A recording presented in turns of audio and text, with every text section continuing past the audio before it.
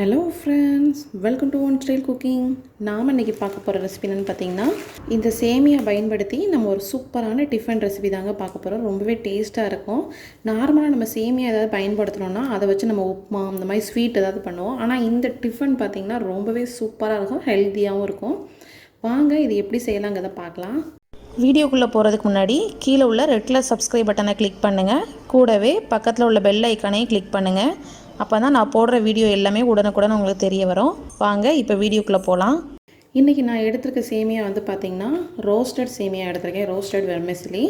இது வந்து நம்ம ஊரில் கிடைக்கிற நார்மல் சேமியா கூட எடுத்துக்கலாம். அதை கூட நீங்கள் ரோஸ்ட் பண்ணி கூட எடுத்துக்கலாம். இப்போ இதை நான் ஆல்ரெடி வந்து ஓப்பன் பண்ணி கொஞ்சம் யூஸ் பண்ணியிருக்கேன். இப்போ வந்து இதை நல்லா ப்ரெஸ் பண்ணி விட்டு நல்லா உடச்சி விட்டுக்கலாம்.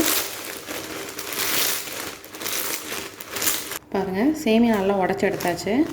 ரொம்ப ஃபைனாக அது பண்ணணும்னு அவசியம் இல்லை. இந்த அளவுக்கு நல்ல நீளமாக இருந்தால் போதும். இப்போ இதை நம்ம பாயில் பண்ணிடலாம். நான் ரோஸ்டடுங்கிறதுனால நான் டைரெக்டாக பாயில் பண்ணுறேன். நீங்கள் ரோஸ்ட் பண்ணாத சேமியா அதனால் லைட்டாக தவாவில் வறுத்துட்டு நீங்கள் பண்ணிங்கன்னா உங்களுக்கு ஒட்டாமல் இருக்கும். இப்போ இதில் கொஞ்சமாக தண்ணி சேர்த்துக்கலாம். கூடவே இந்த சேமியா வேகும்போது கொஞ்சமாக உப்பு சேர்த்துக்கோங்க. அவ்வளோதான். இந்தளவு தண்ணி சேர்த்தா போதும். இந்த தண்ணியிலே நம்மளுக்கு சேமியா நல்லா குக் ஆகிடும். இப்போ இதுக்கப்புறம் நம்ம அடுப்பில் வச்சு வேக வச்சிடலாம்.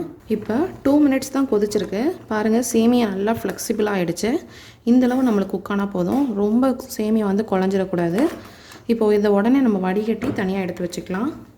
இப்போ ஒரு பேன் அடுப்பில் வச்சு நம்ம ஆயில் சேர்த்துக்கலாம்.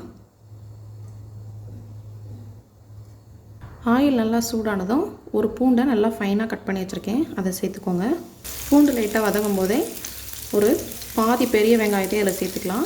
நீங்கள் குவான்டிட்டி அதிகமாக யூஸ் பண்ணிங்கன்னா அதிகமாக யூஸ் பண்ணிக்கோங்க. இது கூடவே கொஞ்சமாக கேரட், அப்புறம் கொஞ்சம் குடமிளகாய் சேர்த்துக்கலாம். கொஞ்சம் முட்டைக்கோசும் சேர்த்துக்கோங்க. இது போக உங்களுக்கு வேறு எந்த வெஜிடபிள்ஸ் பிடிக்குமோ எல்லாமே சேர்த்துக்கலாம். பொட்டேட்டோ வேணும்னு நினச்சிங்கன்னா பொட்டேட்டோ சேர்த்துக்கலாம். கார்ன், அப்புறம் க்ரீன் பீஸ், பீன்ஸு, இந்த மாதிரி நிறைய வெஜிடபிள்ஸ் நீங்கள் சேர்த்து செய்யலாம். ரொம்பவே ஹெல்த்தியாக இருக்கும். இதை இன்னும் டேஸ்டியாக மாற்றுறதுக்காக நான் வந்து ஒரு 3 சாசேஜ் இந்த மாதிரி கட் பண்ணி சேர்த்துக்கிறேன். நீங்கள் சாசேஜ் கிடைக்கல அப்படின்னா இதுக்கு பதிலாக நீங்கள் முட்டை சேர்த்துக்கலாம், இல்லை சிக்கன் கூட சேர்த்துக்கலாம். இப்போ நல்லா மிக்ஸ் பண்ணிக்கோங்க. சாசேஜ் வந்து நீங்கள் தனியாக ரோஸ்ட் பண்ணிவிட்டு இதில் ஆட் பண்ணலாம், இல்லை இந்த வெஜிடபிள்ஸ் கூட நம்ம வதங்க விட்டுக்கலாம். இது குக் ஆகிறதுக்கு ரொம்ப நேரம் ஆகாது, சீக்கிரமாக குக் ஆகிடும். இப்போ அந்த வெஜிடபிள்ஸ் அப்புறம் அந்த சாசேஜுக்கு மட்டும் நம்ம உப்பு சேர்த்துக்கலாம். இப்போ இது கூட நம்ம மசாலா ஆட் பண்ணிக்கலாம். கொஞ்சமாக ஒரு 1/2 டீஸ்பூன் மட்டும் மிளகாத்தூள் சேர்த்துக்கிறேன். கோரியண்டர் பவுடரும் ஒரு 1/2 டீஸ்பூன், மஞ்சள் தூள் ஒரு 1/4 டீஸ்பூன் சேர்த்துக்கோங்க. இப்போ இந்த மசாலாவோட சேர்த்து இந்த சாசேஜ் வெஜிடபிள்ஸ் எல்லாம் நல்லா குக் ஆகிடும். இப்போ நம்மளோட வெஜிடபிள்ஸ் சாசேஜ் எல்லாமே நல்லா குக் ஆகிடுச்சு. அந்த சாசேஜோட கலர்லாம் சேஞ்ச் ஆகிருக்கிறது உங்களுக்கு தெரியும். இப்போ இது கூடவே ஒரே ஒரு பச்சை மிளகாவை இந்த மாதிரி ஃபைனாக கட் பண்ணி வச்சுருக்கேன், அதை சேர்த்துக்கோங்க. உங்களுக்கு காரம் கம்மியாக வேணும்னா கம்மியாக சேர்த்துக்கோங்க.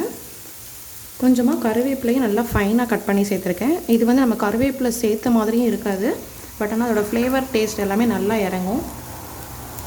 இதையும் லைட்டாக மிக்ஸ் பண்ணிக்கலாம்.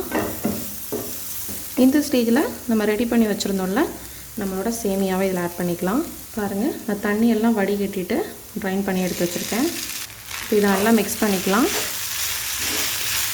நல்லா ஈவனாக மிக்ஸ் பண்ணிக்கோங்க. இப்போ இதில் ஃபைனலாக கொஞ்சமாக பெப்பர் சேர்த்துக்கலாம்.